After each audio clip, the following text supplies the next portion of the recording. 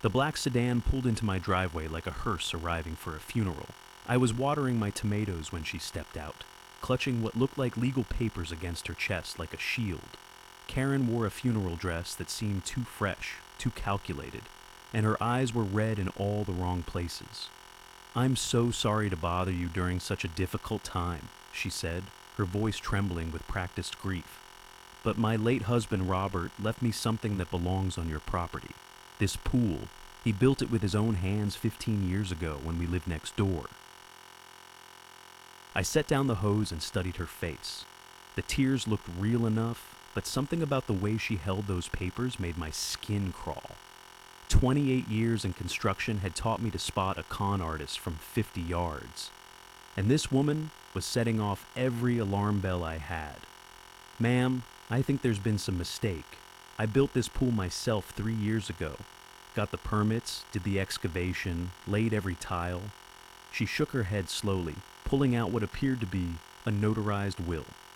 Robert was very specific about his final wishes. The pool and the surrounding area. It's all here in black and white. That night, I couldn't sleep. Something about her story felt wrong, like a song played in the wrong key. I'd bought this house from the Hendersons 5 years ago, and they'd mentioned the previous neighbors, a quiet elderly couple who'd moved to Florida. Never heard anything about a Robert who built pools. But legal documents don't lie, do they? At least, that's what I kept telling myself as I stared at the ceiling, listening to the filter hum in my supposedly stolen pool. The next morning brought visitors. First came Harold Wickham, a man in his 70s with thick glasses and a suspicious eagerness to help Karen's case. "Oh yes, I remember Robert very well," he said, standing beside my pool like he owned the place. "Spent 3 summers watching him dig this hole by hand. Remarkable dedication for a man his age." Then came Margaret Sullivan, a woman who claimed to have brought Robert lemonade during the construction. "Such a sweet man," she sighed, dabbing her eyes with a tissue. "Said this pool would be his masterpiece, something to remember him by." I wanted to call them liars to their faces, but the way they spoke with such conviction made me doubt my own memory. Had I somehow missed an existing pool when I bought the house? The thought made my stomach turn. I'd saved for 3 years to build that pool, working overtime at the construction site, skipping vacations, eating sandwiches for lunch to afford those Italian tiles. The idea that it might belong to someone else felt like having my heart ripped out through my throat. Karen returned that afternoon with a notary public, a thin man named Stevens, who examined his seal on the will with professional pride. "Everything appears to be in order," he announced, adjusting his glasses. "Mr. Robert Mitchell's final testament is legally binding. The swimming pool and associated structures are clearly bequeathed to Mrs. Karen Mitchell." The notary's confidence shattered what little hope I had left. These weren't random people making up stories. These were official documents, sworn statements, legal proof that my pool belonged to a dead man's widow. The photographs came next. Karen spread them across my kitchen table like playing cards in a rigged game. Black and white images showing a man who looked like Robert working beside what appeared to be my pool's location. The dates were stamped on the back, 15 years ago, just as she'd claimed. In one photo, he was mixing concrete. In another, he was installing what looked like the same tile pattern I thought I'd chosen myself. "He was so proud of this project," Karen whispered, tracing her finger along the pool's edge in the picture. "Spent every weekend for 2 years making it perfect." Standing in my backyard that evening, I felt like a stranger in my own life. The pool that had been my pride and joy now looked foreign, accusatory. Every tile seemed to mock me. Every curve of the design felt like evidence of my own delusion. Had I somehow unconsciously copied Robert's design? Had the contractors I hired 15 years later simply rebuilt something that already existed? The questions multiplied like cancer cells, eating away at my certainty about everything I thought I knew. Father Mackenzie arrived on Thursday, his presence lending an air of sacred authority to Karen's claims. Robert spoke to me often about his legacy, the priest said, his voice carrying the weight of confessional secrets. He was particularly proud of that pool, called it his gift to future generations, a place where children could learn to swim and families could gather. The priest's words felt like a benediction on Karen's story and a curse on my ownership. How do you argue with a man of God who claims to have heard the deceased's own words about your property? The legal summons arrived on Friday morning, delivered by a sheriff's deputy who looked at me with the same expression he might reserve for a man caught stealing from orphans. "Ma'am's file for immediate possession of inherited property," he explained, handing me papers that felt heavier than the concrete blocks. "You've got 30 days to either buy out her claim for $50,000 or remove the disputed structure at your own expense." $50,000! The number hit me like a sledgehammer to the chest. I didn't have $50,000. Hell, I was still paying off the original construction loan. My lawyer, a tired-looking man named Davidson, spread the documents across his desk with the enthusiasm of someone examining his own death certificate. "This is complicated," he admitted, rubbing his temples. "The will is properly notarized, the witnesses are credible, and inheritance law can be Byzantine. Even if we fight this, you're looking at legal fees that could exceed the settlement offer." He leaned back in his chair, and I could see my defeat reflected in his eyes. "My advice? Pay the $50,000. It's cheaper than fighting and losing." That weekend, Karen began what she called memorial gatherings beside my pool. She brought flowers, candles, and a growing crowd of Robert's supposed relatives who treated my backyard like a shrine. "Uncle Robert always said this pool was his greatest achievement," said a young woman who claimed to be his niece. An older man who introduced himself as Robert's brother stood beside the diving board like he was delivering a eulogy. "He poured his heart into every square inch of this place. It's fitting that Karen should inherit his life's work." Watching these strangers mourn beside my pool felt like attending my own funeral. Neighbors started giving me looks that ranged from pity to disgust. Mrs. Chen from next door, who used to wave every morning, now avoided eye contact. Tom Brennan from across the street told his kids to stay away from that man who steals from widows. The entire neighborhood seemed to have decided that I was the villain in Karen's tragedy, a heartless monster who refused to honor a dead man's wishes. Sunday night, alone in my kitchen with a beer that tasted like regret, I stared at the settlement papers Davidson had prepared. $50,000 to buy back my own pool from a woman who claimed it belonged to her dead husband. The signature line waited at the bottom of the page like a grave I was expected to dig for myself. Outside, I could hear the filter running, the same sound that had lulled me to sleep for 3 years, now keeping me awake with its accusations. I thought about my father, who'd taught me that a man's word and his work were the only things that truly belonged to him. He'd built houses for 40 years, never cut a corner, never cheated a customer, never backed down from what he knew was right. What would he say if he could see me now, ready to pay $50,000 for the privilege of keeping something I'd built with my own hands? The beer turned bitter in my mouth as I realized I was about to betray everything he'd taught me about standing up for what's yours. But sometimes a man has to choose between being right and being broke, and I was already halfway to both. Tuesday morning brought unexpected salvation in the form of desperation. I'd spent the night staring at those settlement papers, my father's voice echoing in my head about never backing down from what's right.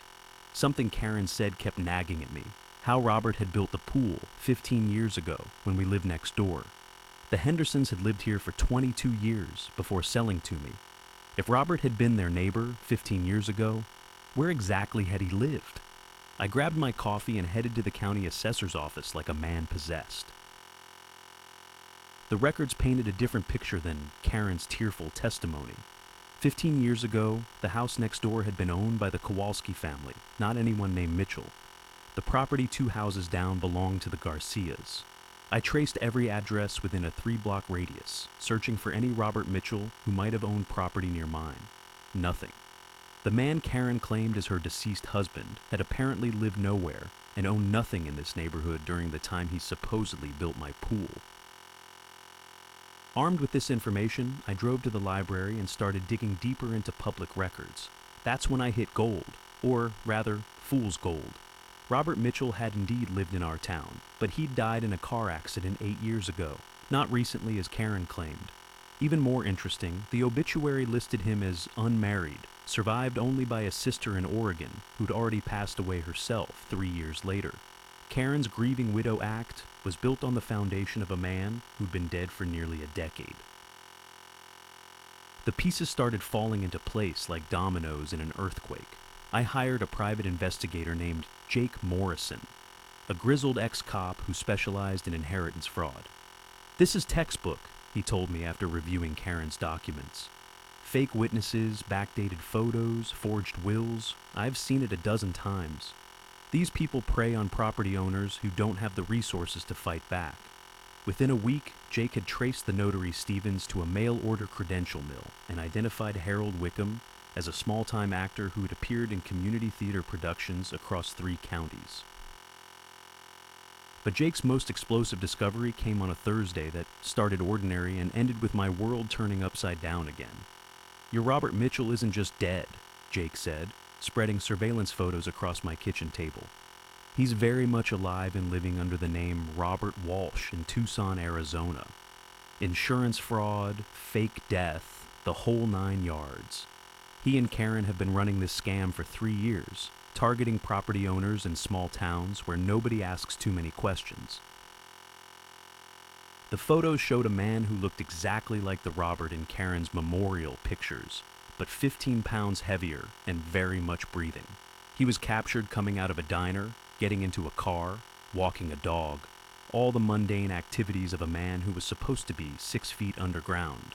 Jake had even managed to get hotel receipts showing Robert had been in Phoenix the same weekend Karen was holding memorial services beside my pool. "So, what's the plan?" Jake asked, lighting a cigarette despite my no-smoking policy. I was too stunned to care about house rules. "We can take this to the police, get them arrested for fraud, open and shut case." But something in my gut told me that wouldn't be enough. These people had tried to steal my home, my peace of mind, my reputation in the community. A simple arrest felt like letting them off easy. Instead, I decided to give them exactly what they wanted, a memorial service they'd never forget. I called Karen and told her I was ready to settle, that I'd host a final gathering to honor Robert's memory before signing over the pool. "That's so gracious of you," she said, her voice dripping with false gratitude. "Robert would be so pleased to know you finally accepted the truth." The truth. The word tasted like acid in my mouth. I spent the weekend preparing what I privately called the resurrection. Jake helped me coordinate with the Tucson police to ensure Robert would be available for our special event. I sent invitations to every neighbor, every supposed relative who'd attended Karen's memorial gatherings, every person who'd looked at me like I was pond scum for the past month. Come celebrate Robert Mitchell's life and witness the transfer of his beloved pool to his devoted widow. Sunday afternoon arrived with perfect weather for a funeral, or a resurrection, depending on your perspective. Karen wore the same black dress she'd worn that first day, her performance of grief so polished it could have won awards. The fake witnesses gathered around the pool like mourners at a graveside, their faces appropriately somber. Father Mackenzie even showed up to offer a blessing, his presence lending sacred authority to what he believed was an act of justice. I stood before the assembled crowd with the settlement papers in my hand, playing the role of the defeated property owner who'd finally seen the light. Karen has helped me understand that this pool rightfully belongs to her late husband, Robert, I began, watching her smile with satisfaction. "So, I've arranged for a very special tribute to Robert's memory." That's when I nodded to Jake, who stepped aside to reveal the star of our show. Robert Mitchell, very much alive, very much breathing, and very much confused about why he was suddenly standing beside his own memorial pool, emerged from behind the garden shed like Lazarus stepping out of his tomb. The effect on the crowd was immediate and devastating. Karen's face went through more color changes than a chameleon in a kaleidoscope, cycling from triumph to confusion to absolute terror in the span of 3 heartbeats. "Robert?" Father Mackenzie gasped, his blessing frozen halfway between his lips and heaven. "But you died." Karen showed me the death certificate. The assembled mourners stared at the resurrected dead man like he was performing a miracle in reverse. Harold Wickham, the fake witness, actually fainted into the hydrangea bushes, his acting career apparently not prepared for this particular plot twist. Death certificate? Robert looked genuinely puzzled, which was probably the first honest expression he had worn in years. Karen, what the hell is going on here? You said this was about settling a property dispute, not about me being dead. The word dead hung in the air like a curse finally being broken. Karen tried to run, but Jake had positioned himself strategically between her and the exit, his ex-cop instincts knowing exactly how cons try to escape when their worlds collapse. The crowd turned on Karen like a pack of wolves discovering they had been hunting with a sheep in disguise. Tom Brennan, who'd kept his kids away from me for weeks, looked like he wanted to throw Karen into the pool fully clothed. Mrs. Chen started taking pictures with her phone, probably already composing the neighborhood Facebook post that would destroy what remained of Karen's reputation. Within an hour, the police had arrested Karen, Robert, and their entire cast of supporting actors on charges ranging from fraud to identity theft to insurance scams spanning multiple states. The fake notary, the phony witnesses, even Father Mackenzie's blessing had been part of an elaborate con designed to steal my property through manufactured grief and forged documents. As the last squad car pulled away with Karen in handcuffs, I stood beside my pool, and felt something I hadn't experienced in weeks: peace. The water reflected the afternoon sun like liquid gold, every tile gleaming with vindication.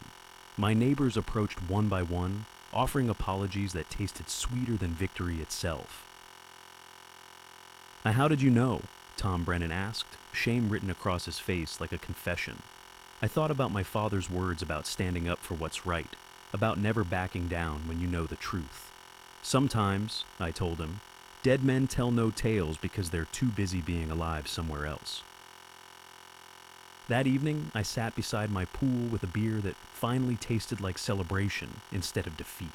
The filter hummed its familiar lullaby, but now it sounded like freedom. Karen had tried to steal my property through fake grief and manufactured sympathy. But she'd made one crucial mistake. She'd picked a fight with a man who knew the difference between building something and stealing it. The settlement papers went into my fireplace that night, along with every document that had tried to make me doubt my own truth. As the flames consumed Karen's lies, I realized I'd learned something valuable about the difference between legal truth and actual truth. Sometimes you have to resurrect the dead to bury the lies. My pool remained mine, but more importantly, I discovered that standing up for what's right isn't always about winning. It's about refusing to let liars rewrite your story. Karen had counted on my compliance, my willingness to pay rather than fight, my assumption that official-looking papers must contain official truth. She was wrong on all counts. Some things are worth fighting for, even when the whole world tells you you're wrong, especially then. I was so absorbed in the journal that I didn't hear the footsteps upstairs until it was too late. The basement door slammed shut, followed by the sound of the deadbolt sliding home. Then came Karen's voice through the door, sweet as poisoned honey. "Jimmy, I hope you're finding what you're looking for down there." The basement had no other exit. I was trapped like a rat. "What do you want, Karen?" "Just a little chat. See, I've been watching you, learning about you. Did you know your grandfather kept excellent records? So detailed, so incriminating." Her laugh echoed down the stairs. "But I'm not unreasonable. We can work something out." I climbed the stairs and pressed against the door. "Let me out of here, Karen. This is kidnapping." "This is negotiation. You see, I don't just want that pasture anymore. I want your whole property, the house, the barn, all of it. Sign it over to me, and I'll make sure those embarrassing family secrets stay buried." "What secrets? What are you talking about?" "Oh, Jimmy, your grandfather didn't just move boundary stones. He moved people. The Peterson family used to live where your barn stands now. Amazing what you can find in old newspaper archives when you know what to look for." The basement suddenly felt smaller, the air thicker. You're lying. Am I? Check the journal again. Look at the entries from August 1963. Really look. Her footsteps moved away from the door. I'll be back in an hour. Think about my offer. I stumbled back down the stairs, grabbing the journal with desperate hands. August 1963. There it was, in grandfather's handwriting. Peterson's situation resolved. Family relocated to Minnesota. Property consolidated. Sometimes progress requires difficult decisions. The words swam before my eyes. Relocated. What did that mean? Had grandfather bought them out, forced them out, or something worse? My phone had 1 bar of signal in the basement. I tried calling Tom Morrison, but it went straight to voicemail. Tried Sarah, no answer. Finally, in desperation, I called the one person who might still take my call, my ex-wife Linda. Jim, what's wrong? You sound terrible. Linda, I need you to do something for me. Go to the county recorder's office and look up property transfers from 1963. Peterson family to Harris family. Can you do that? Are you in some kind of trouble? Maybe, probably. Just please, Linda. It's important. While I waited, I explored every inch of that basement, looking for another way out. Behind grandfather's old workbench, I found something that made my blood run cold. A wooden box filled with photographs. The Peterson family, a young couple with 3 children, standing in front of a house that looked exactly like where my barn now stood. But it was the last photograph that stopped my heart.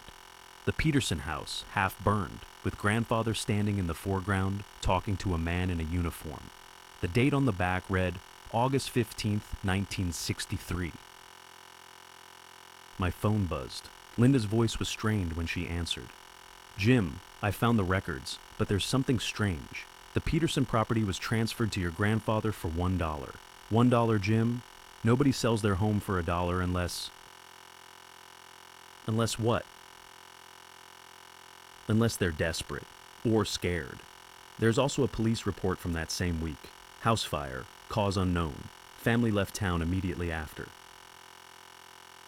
The pieces clicked together like bullets sliding into a chamber. Grandfather hadn't just bought the Peterson land. He'd burned them out, then swooped in to buy their property for nothing. The boundary dispute with Karen was just the beginning. She knew about the fire, about what really happened to the Peterson family. I heard footsteps upstairs again, but this time they weren't alone. Multiple voices, all unfamiliar. Through the basement window, I could see legs walking around my yard. Expensive shoes, not the work boots of fence installers.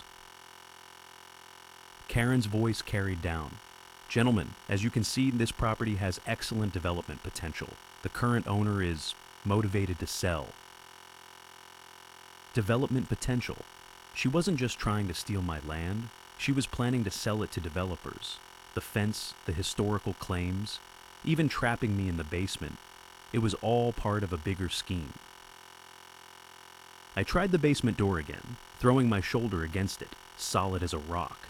But grandfather had been a practical man, and practical men always had backup plans.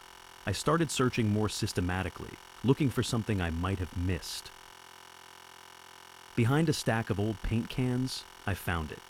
A crawl space that led under the back porch. It was barely wide enough for a man, filled with spider webs and God knows what else. But it was a way out. The crawl through that space was the longest 10 minutes of my life. Every scrape of my elbows against the dirt walls, every rustle of movement above my head felt amplified. When I finally emerged behind the old lilac bushes at the back of the house, I could see Karen and 3 men in suits standing in my front yard. One of the suits was holding what looked like architectural drawings. Another was taking photos of the house. The third was asking Karen questions while scribbling notes on a clipboard. This wasn't a simple land grab.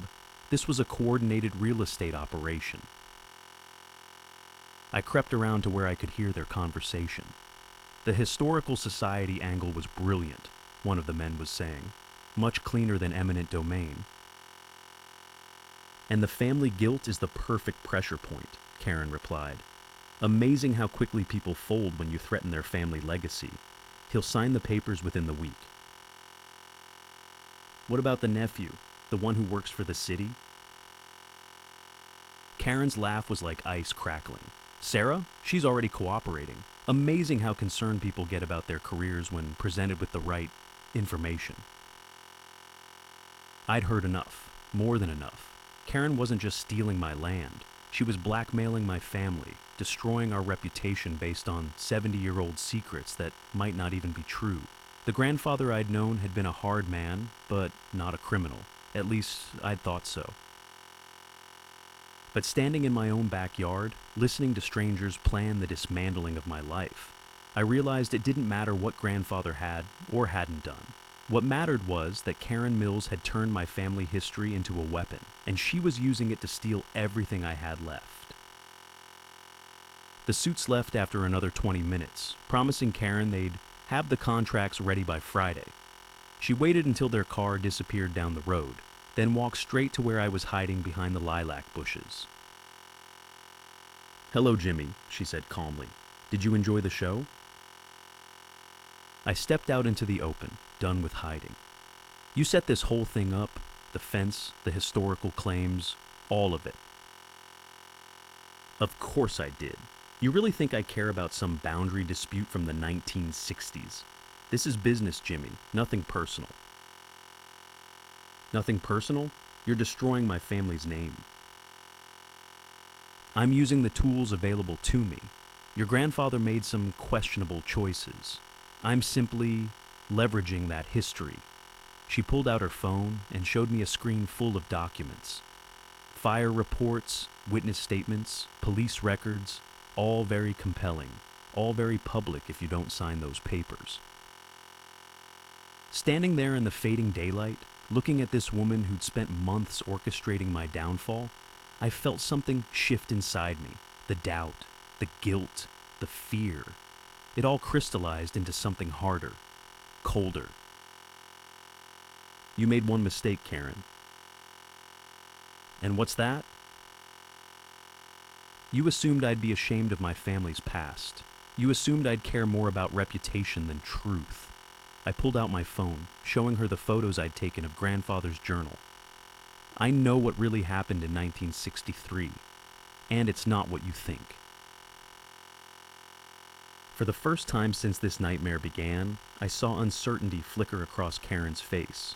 Just for a moment, but it was enough. "I'll see you tomorrow, Karen. We'll finish this then." As I walked toward my house, I heard her call out, "You can't fight this, Jimmy. I have too much on you." But I was already planning, and for the first time in weeks, I was smiling. That night, I didn't sleep at all. Instead, I did something I should have done weeks ago. I called Robert Mitchell's grandson in Denver, the same Mitchell who'd sold grandfather that disputed land in 1962. If Karen wanted to play with family histories, it was time she learned that some families keep better records than others. "Mr. Harris?" The voice on the phone was crisp, professional. "This is David Mitchell. I've been expecting your call for about 2 weeks now." "Expecting my call?" "A woman named Karen Mills contacted me last month, asking about my grandfather's land deals with your family. Offered me money for any embarrassing documents I might have." David's laugh was dry as autumn leaves. "Thing is, my grandfather kept everything. Every receipt, every letter, every photograph, including some very interesting pictures from August 1963. My heart started hammering. "What kind of pictures?" "Pictures of your grandfather helping my grandfather rebuild the Peterson barn after it burned down. Pictures of your family loading supplies into trucks to take to the Peterson family while they stayed in town. Pictures of the check your grandfather wrote to Peterson for $15,000, which was a lot of money in 1963. David paused. "Your grandfather didn't burn anyone out, Mr. Harris. He helped them rebuild and then bought their property fair and square when they decided to move to Minnesota anyway." The weight that had been sitting on my chest for days suddenly lifted. "Why didn't you tell Karen this?" "Because she wasn't interested in the truth. She wanted dirt on your family, and when I wouldn't provide it, she hung up on me. David's voice hardened. But I'll tell you what I told my grandfather before he died.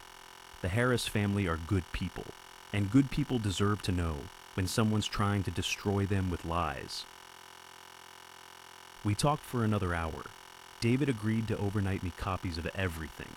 Photographs, receipts, witness statements from neighbors who remembered the real story. By the time I hung up, I had more than enough to destroy Karen's narrative. But destroying her story wasn't enough anymore. I wanted to destroy her. The next morning, I called Karen and asked to meet at the disputed fence line. She arrived with her contractor and a man in a suit who introduced himself as her lawyer. They looked confident, predatory. Karen was carrying a folder, thick with documents. "Ready to sign, Jimmy?" she asked, spreading papers across the tailgate of her truck. "I've made it simple. You sign over the property, and I'll make sure those unfortunate family secrets stay buried. Everyone wins." I pulled out my own folder, David Mitchell's overnight package. "Actually, Karen, I think we need to talk about the truth first." "The truth?" She laughed, but there was a nervous edge to it. "Jimmy, honey, the truth is what's documented, and I have documentation." "So do I." I spread the photographs across her documents. The images were crystal clear, even after 60 years. My grandfather and Robert Mitchell, working side by side, rebuilding the Peterson barn, the Peterson family shaking hands with grandfather, smiling, the check for $15,000, properly signed and witnessed. Karen's lawyer leaned in, studying the photos with growing interest. Her contractor stepped back, suddenly looking like he wanted to be anywhere else. But Karen herself went very still, very quiet. "These are fake," she said finally. "Are they? Because I have witnesses ready to testify. David Mitchell is flying in this afternoon specifically to meet with the county prosecutor about your harassment campaign." I pulled out my phone, showing her a text from Tom Morrison. "The sheriff's office is also very interested in how you obtained keys to my basement yesterday." "You can't prove that." "Security camera on Mrs. Patterson's garage caught you picking my lock. Amazing what neighbors will share when they find out someone's been lying to them." I gestured toward the road, where Mrs. Patterson was standing in her yard, watching our conversation with obvious interest. Karen's lawyer whispered something in her ear. She shook her head violently, but he kept talking. Finally, she grabbed her documents and shoved them back into their folder. "This isn't over, Jimmy." "Yes, it is." I pulled out one more photograph, this one from David Mitchell's private collection. It showed Karen Mills at a real estate development meeting in Colorado, where she'd apparently run a similar scam 2 years earlier. "Because the FBI has been very interested in your pattern of fraudulent historical claims across multiple states." That was a bluff. I had no contact with the FBI. But Karen didn't know that, and the look of absolute terror that crossed her face told me everything I needed to know. She'd done this before, probably multiple times. "You wouldn't," she whispered. "Try me." Karen's lawyer grabbed her arm. "We're leaving, now." As they hurried toward their car, he was already on his phone, probably calculating how fast he could distance himself from his client. But I wasn't done, not yet. That afternoon, I did something that would have horrified the man I'd been a month ago. I drove to every house in the neighborhood, carrying copies of the real photographs and a folder full of Karen's lies. Not to gossip or seek sympathy, but to show people exactly how they'd been manipulated. Mrs. Patterson cried when she saw the truth. "Jim, I'm so ashamed. She was so convincing, and I wanted to believe I was supporting justice." The Johnsons apologized and offered to help repair any damage to my reputation. The young contractor who'd built Karen's fence came by that evening and tore it down free of charge, muttering about being played for a fool by that crazy woman. But the real satisfaction came a week later, when Tom Morrison stopped by to tell me that Karen Mills had left town in the middle of the night. Apparently, David Mitchell had indeed contacted authorities in Colorado, where Karen was wanted for questioning in 3 similar fraud cases. "She won't be coming back," Morrison said, "and the county's expunged all those false documents she filed." I should have felt victorious, should have felt vindicated, and I did for about 10 minutes. Then I walked out to where Karen's fence posts had stood and realized that something fundamental had changed in me during this whole ordeal. For the first time in my life, I'd been forced to question everything I believed about my family, my home, my place in the world. Karen had tried to use that doubt to destroy me, but in the end, it had made me stronger. Not because the truth was comfortable, but because I'd learned I could face uncomfortable truths and survive them. The pasture looked exactly as it had a month ago. My cattle grazed peacefully by Miller's Creek.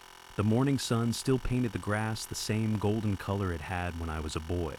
But I saw it all differently now, not as something inherited and therefore permanent, but as something earned, something worth fighting for. Sarah called that evening to apologize and ask if I needed anything. Linda stopped by with a casserole and stayed for coffee, the first time we'd had a real conversation since the divorce. Slowly, carefully, the connections Karen had tried to sever were healing. But late at night, when the house was quiet and the cattle were settled, I sometimes found myself wondering about other Karen Mills in other towns, targeting other families with their own buried secrets and inherited guilt. How many people had signed away their lives rather than face the possibility that their ancestors weren't perfect? I'd won this battle, but it had cost me something too, a kind of innocence maybe, or a simpler way of seeing the world. The truth about grandfather wasn't as dark as Karen had claimed, but it wasn't as simple as I'd believed either. He'd been a complicated man in complicated times, and maybe that was enough. Standing in my kitchen on a quiet Tuesday morning, drinking coffee from the same cup my father had used, I realized that Karen Mills had given me something she'd never intended. The knowledge that I could lose everything and still be myself. That my worth wasn't tied to my property or my family's reputation, but to what I chose to do when everything I valued was threatened. The phone rang, interrupting my thoughts. Unknown number, which I'd learned to be wary of.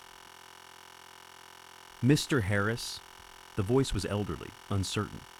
"This is Margaret Chen from Sacramento. I hope you don't mind me calling, but I found your number through directory assistance. I'm having trouble with a neighbor who claims my late husband stole her family's property 60 years ago. She has documents, witnesses, everything. I don't know what to do." I closed my eyes, feeling the weight of what this woman was going through. Somewhere in California, another Karen was destroying another family with lies wrapped in historical grievances. Another elderly person was losing sleep, questioning their family's honor, wondering if they should just give up and sign the papers. "Mrs. Chen," I said, "I think we should talk, and I think I can help." Outside my window, the sun was setting over land that was truly mine, not because of documents or deeds, but because I'd fought for it and won. Tomorrow, I'd start making calls, reaching out to others who might be facing what I'd faced. Karen Mills was gone, but there were others like her out there. And now there was someone like me too, someone who knew their tricks, someone who'd learned how to fight back. The war wasn't over. In some ways, it was just beginning. But I was ready for it.